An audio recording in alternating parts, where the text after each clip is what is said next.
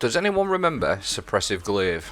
Well, I found a way to bring it back. Not only that, I found a build that is absolutely disgustingly broken. It is so good. This is all master duality gameplay. The build itself is going to be taking full advantage of stylish executioner. That's what the main sort of focus of the build is. And on top of that, I'm also running trapper's ambush. I am not running vanishing step. Call me crazy duds if you want. It's how I like to live my life, on the edge. I sometimes have a cup of tea in my coffee cup because I'm crazy, but definitely I'm not running vanishing step. Stay tuned, I'll show you the full build. So, stylish executioner, what it does: defeating weakened, suppressed or volatile target, grants invisibility and true sight. After performing stylish executioner, your next melee attack while invisible weakens targets. And I'm also running trapper's ambush. Activate quickfall to spend your melee, charge and dive to the ground. That releases a smoke, makes you invisible and weakens. I'm also running tractor cannon, which debuffs enemies, suppresses, weakens them by 30%. And I'm also pairing that with the Enigma, so I can always get that stylish executioner going that way, just like this, whether it's with your tractor cannon or your melee. And then I'm going to activate that stylish executioner just like so. So the whole build is really naughty. You're going to be invisible for most of the time. Like I said, this is master duality, and you're pretty much running around. You don't have to really worry about getting hit because you're going to be invisible most of the time. I'm also running suppressor grenade. That's going to suppress the target, obviously, which is then going to also proc my stylish executioner. The glaive is the Enigma Glaive. I'll feature that in a little bit towards the end. So there's some really good bonuses why I decided to use a glaive. There's a fragment called Echo of Leeching. What it does: melee final blows start health regeneration, and it works with glaives. Watch this. Melee final blows is going to start that health regeneration for me and my teammates. So it all fits in nicely. We're going to debuff, suppress, weaken, whatever to proc our stylish executioner. Then we're going to stab with our glaive, and that's going to make us invisible and heal us. So it's super nice little combo. Now in this next clip, I'm going to show you some other benefits to this build, some other things I've got going on. I'm running a couple of mods, Well of Tenacity, but just pay attention to this next clip. I'm just going to dodge. I'm going to activate my class ability. I'm going to use my trapper's ambush, and then you see that void well. I'm going to pick that up, and what's happening here? I'm proccing Reaping Wellmaker. By my class ability, I'm going to get a kill. That's going to spawn a void elemental well. I'm going to pick up this void elemental well and proc my Well of Tenacity. That gives you a 40 to 50% damage reduction. I think it's 50, but I'm just going to say 40 to 50. And then as long as you run a mod called Elemental Time Dilation, you can stack that Well of Tenacity as many times as you want. I stack 2 of them to get 11 seconds of resist. So you've got all sorts going on. Like I said, the suppressive glaive, if you want to say, by weakening and then hitting with the glaive, that's going to make us invisible. And like I said, again, I'll probably say again, you're going to be running around here totally without a care in the world. You're going to be invisible. Now look at that, every stab you do, because you're going to be able to debuff everything with all the setups that we've got going on. I've also featuring tractor cannon. Now tractor cannon works perfectly with this because it's going to do with a blast that weakens, suppresses them, and it makes them more susceptible to damage. It's a 30% debuff, and it works absolutely beautifully with glaives because you can just do a quick switch like that, bang, and then you're invisible, gone, out the way, not a problem.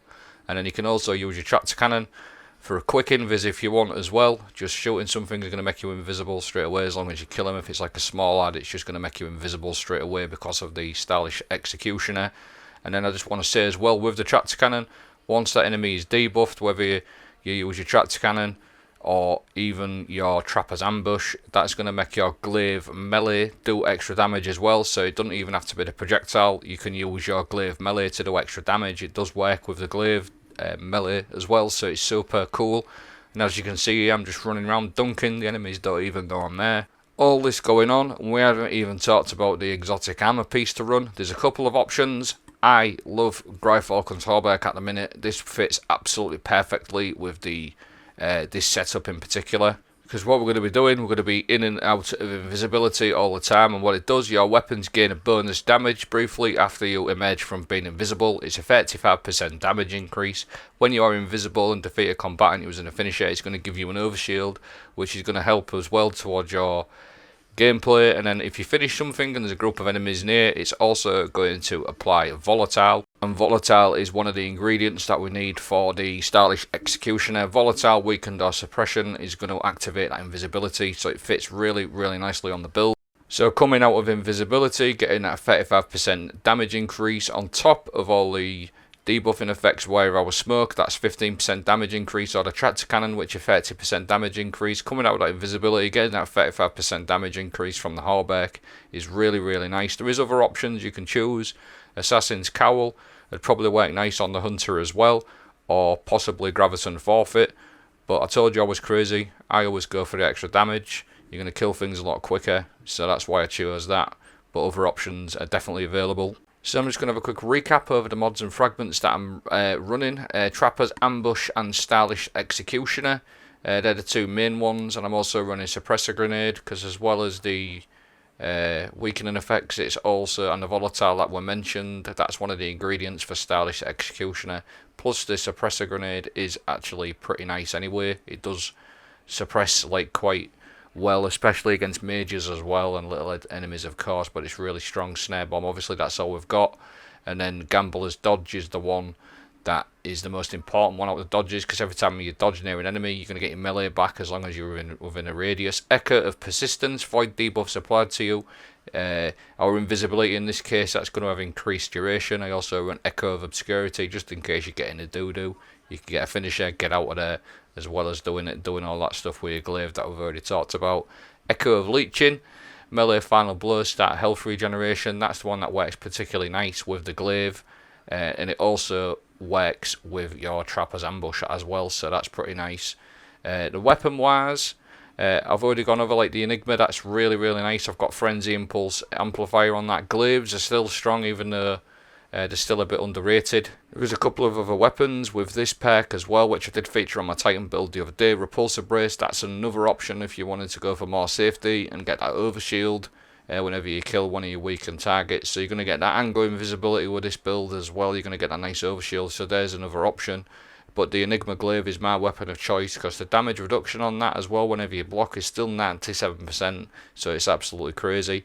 Tractor cannon, obviously, which we've already touched on.